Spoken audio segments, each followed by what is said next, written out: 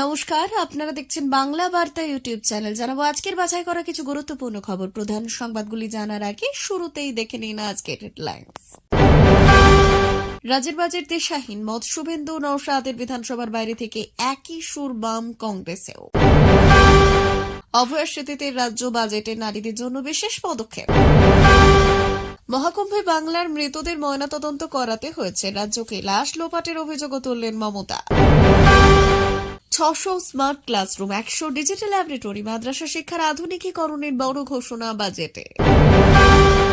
বাজেটে 70,000 আশা কর্মীকে স্মার্টফোন দেওয়ার ঘোষণা। জানুয়ারি পর্যন্ত দেশে 54.5 কোটি জনধন অ্যাকাউন্ট খোলা হয়েছে। নির্মলা সীতারামন। ভোটার তালিকায় অনলাইনে নাম তোলা নিয়ে আপত্তি মমতার। 27 বছর পর ঘটতে চলেছে দিল্লিতে মুসলিম মন্ত্রী থাকবেন না। প্রিয় দর্শক, আপনি যদি আমাদের চ্যানেলে নতুন হয়ে থাকেন তাহলে আমাদের চ্যানেলটিকে সাবস্ক্রাইব করে পাশে থাকা বেল আইকনটি ক্লিক করে রাখুন পরবর্তী খবরের আপডেটগুলো সবার প্রথমে পেতে। আজকে বিস্তারিত খবরে। রাজ্য বাজেটে সরকারি কর্মচারীদের মহার্ঘ ভাতা 4% বৃদ্ধির ঘোষণা করা হয়েছে। গ্রাম উন্নয়নের জন্য প্রচুর বরাদ্দ করা হয়েছে। তবে মুখ্যমন্ত্রী মমতা বন্দ্যোপাধ্যায় তৃতীয় দফার সরকারের শেষ পূর্ণাঙ্গ বাজেটে কোনো দিশা দেখতে পাচ্ছে না বিরোধী নেতারা। বিধানসভার বিরোধী দলনেতা শুভেন্দু অধিকারীর কথায় এটি একটি দিশাহীন বাজেট। আইসিএফ বিধায়ক নওশাদ সিদ্দিকীও এটিকে ভোটমুখী বাজেট হিসেবেই ব্যাখ্যা করছেন।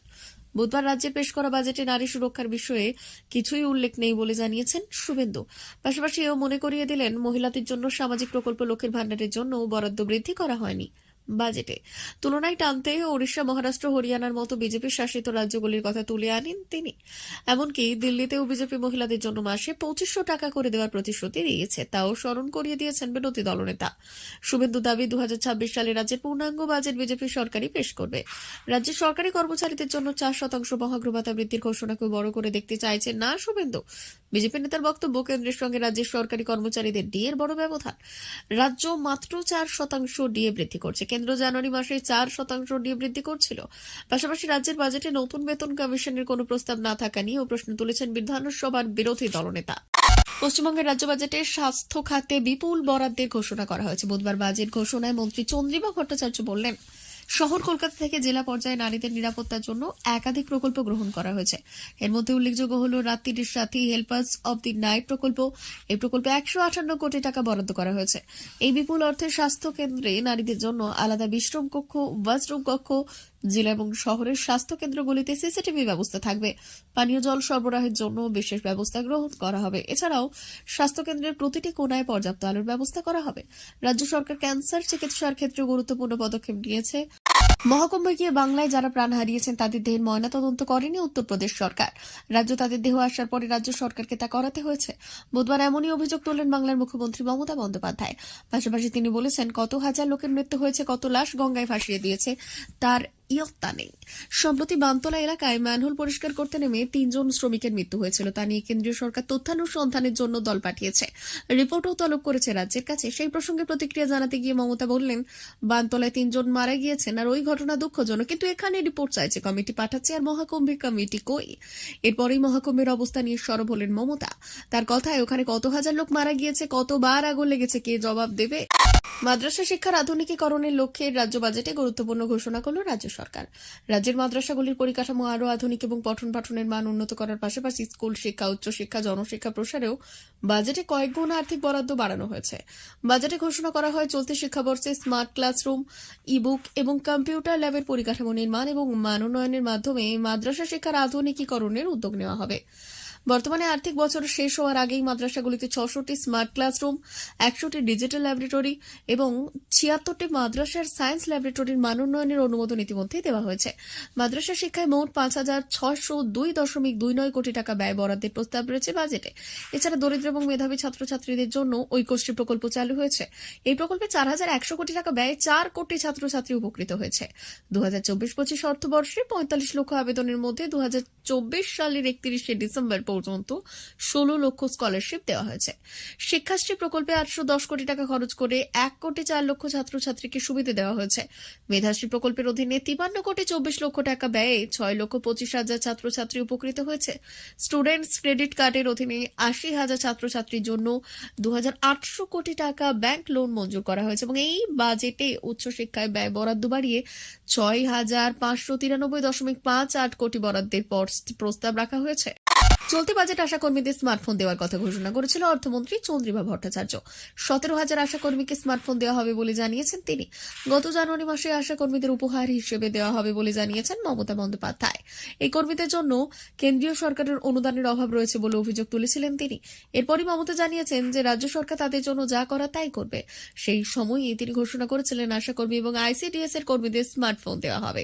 এই উদ্যোগের জন্য ইতিমধ্যে টেন্ডার প্রক্রিয়া শুরু হয়েছে এবং সেই ফোন দেওয়ার ঘোষণা হয়ে গেল এবার রাজ্য বাজেটে। দেশে এখনো পর্যন্ত জনধন অ্যাকাউন্ট খোলা হয়েছে 54 কোটিরও বেশি। এই বছর 15 জানুয়ারি পর্যন্ত এই সংখ্যাটা 54.5 কোটিরও কিছু বেশি মানুষ। লোকসভায় একটি প্রশ্নের উত্তরে এমনটাই জানিয়েছেন অর্থমন্ত্রী নির্মলা সীতারামন। তিনি জানিয়েছেন এর মধ্যে অধিকাংশ অ্যাকাউন্ট রয়েছে মহিলাদের। প্রায় 56% জনধন অ্যাকাউন্ট রয়েছে মহিলাদের। নির্মলা সীতারামন বললেন, সরকার প্রতিটি ব্যাংক বহির্ভূত পরিবারের জন্য সর্বজনীন ব্যাংকিং পরিষেবা প্রদান করতে 2014 সালের অগাস্টে প্রধানমন্ত্রী জনধন যোজনা শুরু করেছিল। সরকারের আর্থিক অন্তর্ভুক্তিমূলক উদ্যোগগুলি আরো গতিশীল করার জন্য 2018 সালের 14 আগস্টে পরে প্রধানমন্ত্রী জনধন যোজনার পরিমাণ বাড়ানো হয়েছিল। এক্ষেত্রে ব্যাংক বহির্ভূত প্রাপ্তবয়স্কদের দিকে মনোযোগ দেওয়া হয়েছিল এবং অর্থমন্ত্রী বললেন 15/1/2025 পর্যন্ত মোট 54.58 কোটি জনধন অ্যাকাউন্ট খোলা হয়েছে। তার মধ্যে 30.37 কোটি অ্যাকাউন্ট হলো মহিলাদের। এছাড়াও সীতারামন প্রধানমন্ত্রী জীবন জ্যোতি বীমা যোজনা, প্রধানমন্ত্রী সুরক্ষা বীমা যোজনা এবং অটল পেনশন যোজনার মতো সামাজিক সুরক্ষা প্রকল্পগুলির জন্য তালিকাভুক্তিও হবে। অর্থমন্ত্রকের দেওয়া তথ্য অনুযায়ী 2024 সালের 14 আগস্ট পর্যন্ত প্রতিটি অ্যাকাউন্টে গড় জমার পরিমাণ ছিল 4,352 টাকা।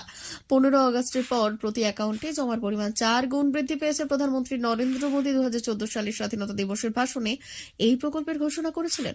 প্রধানমন্ত্রী দরিদ্রদের দুষ্ট চক্র থেকে মুক্ত করার লক্ষ্য হিসেবে এই প্রকল্প ঘোষণা করেছিল এবং এই প্রকল্প হলো আর্থিক অন্তর্ভুক্তির জন্য একটি জাতীয় মিশন। এর লক্ষ্য হলো ব্যাংকিং, সঞ্চয় এবং আমানত অ্যাকাউন্ট, ঋণ, বীমা এবং পেনশনের মতো আর্থিক পরিষেবাগুলিতে মানুষের কাছে সহজে পৌঁছে দেওয়া।